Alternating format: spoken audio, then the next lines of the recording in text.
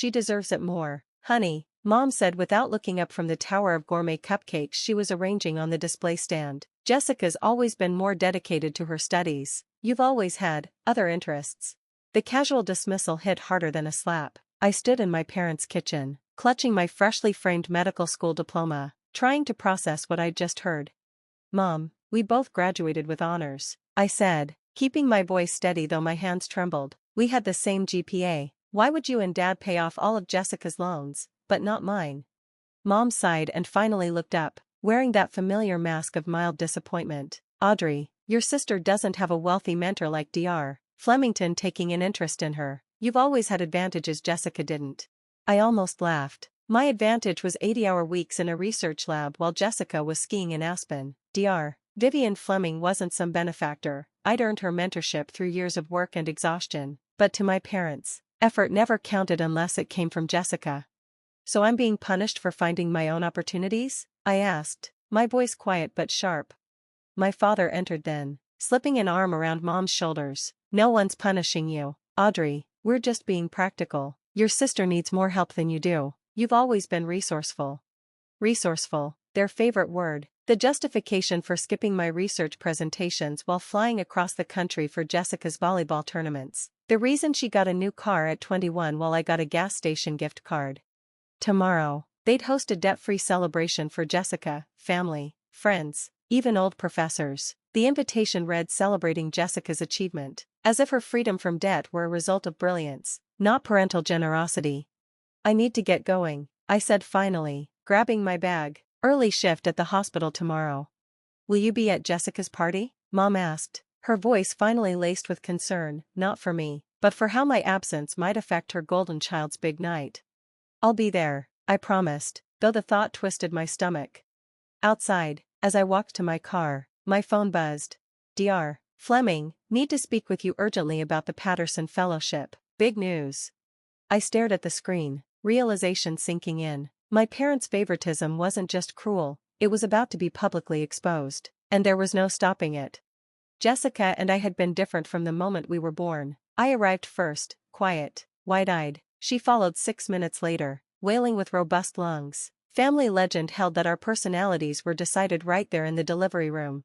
Growing up in Cleveland, Jessica was the sociable twin, athletic, radiant, the one who drew people in. I was quieter, happiest surrounded by books instead of crowds. Our parents never missed her soccer games or dance recitals. My science fair wins earned a distracted good job, Audrey. By high school, the pattern was cemented. When we both announced plans to study medicine, they gushed over Jessica's ambition but cautioned me about the stress and pressure. Medical school isn't just about intelligence, my father had said. Jessica's always been the more determined one. The irony was sharp. Through undergrad at Ohio State, I kept a perfect GPA while working part-time. Jessica struggled with chemistry, and they hired tutors and paid for her second MCAT prep course. When I scored in the 98th percentile, they simply said, "That's nice, dear." Still, I didn't resent her. Jessica hadn't created their favoritism, she just floated in its warmth. Sometimes, I thought she felt guilty, but she never said so. When we were both accepted to the same medical school in Michigan, I hoped things might change. They didn't. When I presented research at a national conference, Jessica won a community service award that same weekend, and our parents didn't hesitate over which event to attend. Everything shifted when Dr. Vivian Fleming, a renowned neurosurgeon, noticed my research on pediatric brain injuries. Under her mentorship, I thrived. For the first time, someone truly saw me. "You have a gift for research, Audrey," she'd said. "You see patterns others miss. That can't be taught." If only my parents could see what she saw. The morning before Jessica's celebration, I met Dr. Fleming in her office, a space lined with awards and photos of her alongside medical legends. Her silver hair gleamed in the light, her blue eyes sharp and knowing. "Audrey, sit down," she said, smiling faintly. "I have extraordinary news." My pulse quickened. I'd been waiting for word on the Patterson Fellowship, the most prestigious neurosurgical research position in the country. "The committee has made their decision," she said, her voice calm but warm. I held my breath. "They chose you. Congratulations, Dr. Audrey Collins. You're going to Johns Hopkins."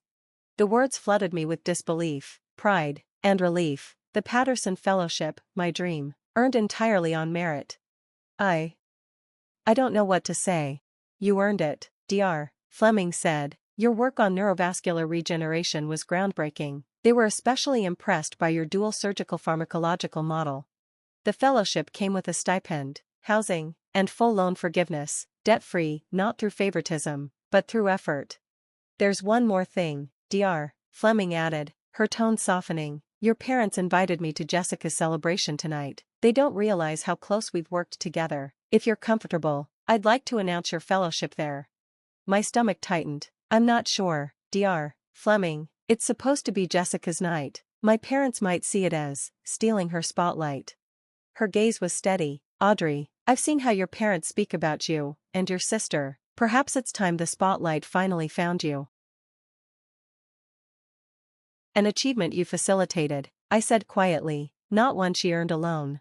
The words slipped out before I could stop them. The clinking of forks and glasses halted. Dozens of eyes turned toward our table. My father froze mid-smile, his expression tightening. Audrey, he said in that warning tone I'd known since childhood, the one that meant I was on the verge of embarrassing him. This isn't the place. It never is it? I said, my voice shaking but gaining strength. It's never the place to talk about fairness, or acknowledgement, or what it's like to be treated as less, because that might make people uncomfortable. Enough, my mother snapped, her cheeks flushed with color. You're ruining your sister's celebration. But Jessica stepped closer, her voice steady. No, Mom, she's not. She's telling the truth. The silence that followed was electric. My father's jaw flexed. My mother's knuckles whitened around her champagne glass. I wanted to disappear, but Dr. Fleming rose from her chair at the faculty table, composed and graceful, and crossed the terrace toward us. If I may, she said, her calm authority commanding instant attention, I'd like to add a word, since I suspect this conversation is heading towards something long overdue. My parents looked startled. Dr. Fleming stopped beside me, resting a reassuring hand on my shoulder. Jessica is correct. Both of your daughters have achieved extraordinary things, but what Audrey has accomplished in the last year alone deserves recognition tonight. I felt my pulse pounding in my ears. Dr. Fleming turned toward the crowd. It gives me great pleasure to announce that Dr. Audrey Collins has been awarded the Patterson Fellowship at Johns Hopkins University. A collective gasp rippled through the terrace. Even Dr. Wu looked surprised. My mother blinked rapidly, her lips parting as if she couldn't quite process what she'd heard. The Patterson Fellowship, Dr. Fleming continued, is the most competitive neurosurgical research award in the country. Only one graduating medical student is chosen each year, based on innovation, research excellence, and clinical promise. This year, that honor goes to Audrey. For a moment, I couldn't breathe. The applause began hesitantly, then swelled, genuine and warm. Jessica clapped first, smiling at me through tears. My parents didn't move. Dr. Fleming leaned down slightly, her voice low but clear enough for them to hear. Audrey earned this through merit, through dedication, through hours and years of work most people will never see. Then she straightened, her composure unshaken. It seems to me that both daughters of this family have much to celebrate tonight. The applause intensified, and for the first time in my life, I saw something flicker in my parents' expressions, uncertainty, perhaps even shame. They were the ones speechless now. Jessica crossed the space between us and threw her arms around me. You deserve this, she whispered fiercely. You always have. Tears pricked at my eyes. So do you, I murmured back, just, in your own way. We stood there, two sides of the same mirror, for once reflecting each other instead of competing. When the crowd began to disperse, Dr. Fleming touched my arm. I hope that wasn't too dramatic a reveal. I laughed softly, shaky with adrenaline. Honestly, it was perfect. She smiled. Good, because sometimes recognition has to be public to mean anything. Across the terrace, my parents stood apart, their polished confidence cracked. My father finally caught my eye, opened his mouth to speak, then seemed to think better of it. Jessica looped her arm through mine. Come on, she said, let's get some of that overpriced cake before Mom tries to redecorate it. I exhaled, a slow, cathartic release. For once, I didn't feel like the invisible twin. For once, I felt seen. I earned it, Jessica said, her voice calm but resolute. The air seemed to thicken, every conversation around us faded, the kind of silence that falls when something long ignored finally demands to be heard. Dr. Fleming stood then, her posture elegant, her voice carrying effortlessly. "If I may," she said, "this seems an appropriate moment to share some news about Audrey that many of you may not yet know." My parents stiffened, exchanging wary glances. Dr. Audrey Collins has been awarded the Patterson Fellowship at Johns Hopkins University, Dr. Fleming announced. For those unfamiliar, it is the most competitive neurosurgical research position offered to a graduating medical student in the country. It comes with full loan forgiveness and a substantial stipend. A ripple of astonishment swept through the terrace, gasps, whispers, even applause beginning to build. Dr. Wu leaned forward, clearly intrigued. Dr. Fleming continued. The selection committee cited Audrey's groundbreaking dual-approach methodology in neurovascular regeneration, developed while she simultaneously completed full clinical rotations. In my years of mentoring young physicians, I've rarely encountered such insight, perseverance, and vision. Applause burst through the crowd, warm, genuine. For the first time in my life, people were looking at me with admiration. My parents sat motionless, faces pale, as the careful narrative they'd built for decades unraveled in public view. Jessica smiled through the applause, eyes bright, not a trace of envy, only pride. And, Dr. Fleming added, her eyes flicking toward my parents, our department has decided to cover the remainder of Audrey's medical school loans through our Merit Scholarship Fund, a unanimous decision by the board, recognizing her exceptional contributions to our research. I was debt-free too, but unlike Jessica, I had earned every inch of it. After that, the tone of the evening shifted completely. Professors and administrators who had once hovered around Jessica now sought me out, asking about my research, congratulating me, recounting stories from rotations I hadn't realized had made an impression. My parents stayed at their table, expressions tight and unreadable. Jessica slipped beside me, handing me a glass of champagne. The Patterson Fellowship, she said, clinking her glass against mine. That's incredible, why didn't you tell me? I found out this morning, I admitted, and I didn't want to overshadow your night. She made a face. This whole circus was Mom and Dad's idea. I told them it was over the top and unfair, but you know how they get once they decide something. You said that? I asked, genuinely surprised. Of course I did, she sighed. I've always known how they treated us differently. I just didn't know how to stop it without making it worse.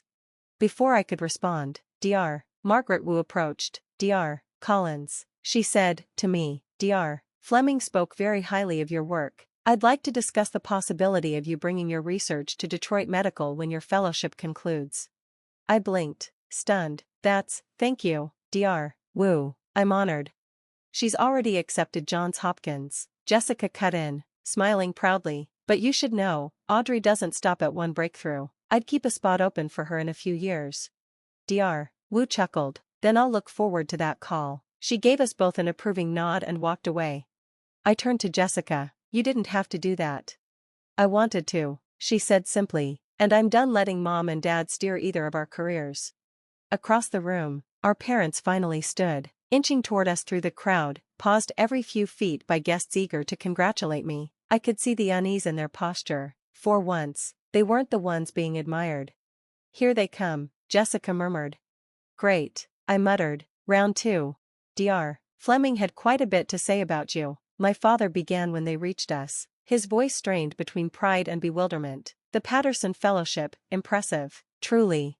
My mother's smile was tight. Why didn't you tell us you were even being considered for something like that? Would it have mattered? I asked quietly. You've made it clear whose accomplishments you value. My father frowned. That's not fair. We supported you both, my mother said quickly, just differently. Jessica shook her head. Mom, Dad, not tonight, but this conversation is happening soon. All of us, no more pretending everything's fine. Dr. Fleming appeared beside me, rescuing me from the tension. Audrey, the dean would like a word, something about featuring your fellowship in the alumni magazine. She smiled at my parents, her tone cordial but her gaze sharp. You must be incredibly proud. It must be gratifying to see Audrey's perseverance recognized, after all she's overcome. My parents flinched at the word overcome. They should have. Well, my mother said faintly, we've always known Audrey was special too. Too little, far too late. The following week was surreal. Word of the Patterson Fellowship spread fast. Professors who once dismissed me as independent now wanted to collaborate. Classmates who'd ignored me during rotations sent congratulatory emails. Even hospital administrators suddenly seemed eager to attach my name to theirs. My parents tried to rewrite history almost immediately. They showed up at my apartment the next day, all smiles and gift bags.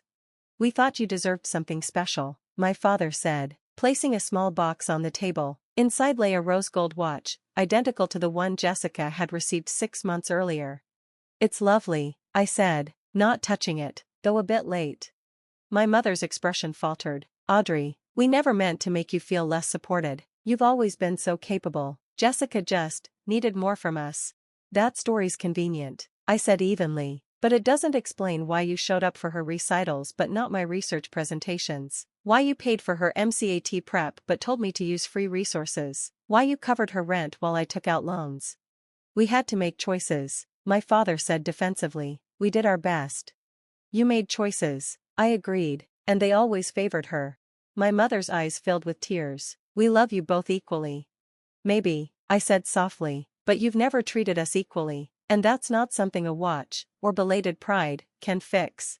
My phone buzzed. "Dr. Fleming, calling to discuss housing for Baltimore." I answered without hesitation, turning away from their silence. "Yes, Dr. Fleming," I said, relief threading my voice. "Your timing is perfect." 3 weeks later, my apartment was nearly empty. Jessica sat on the windowsill as I sealed the last box of books. "I can't believe you're really leaving," she said. "Detroit won't be the same." "You'll barely have time to notice," I teased. "Residency will keep you busy." She smiled faintly, then grew serious. "I keep thinking about Mom and Dad. All these years, I thought I was lucky because they paid attention to me, but maybe they were holding me back, making me dependent on their approval." "You didn't do anything wrong," I said. "I didn't do enough right, either," she sighed. "They're a mess. Mom's been crying nonstop. Dad's suddenly telling everyone how proud he is of his brilliant daughter at Johns Hopkins, like he personally discovered you." I laughed softly. "Let him. Their version doesn't define me anymore." And it was true. For the first time, the constant ache of wanting to be seen had faded. Dr. Fleming had shown me what real mentorship, and real belief, looked like.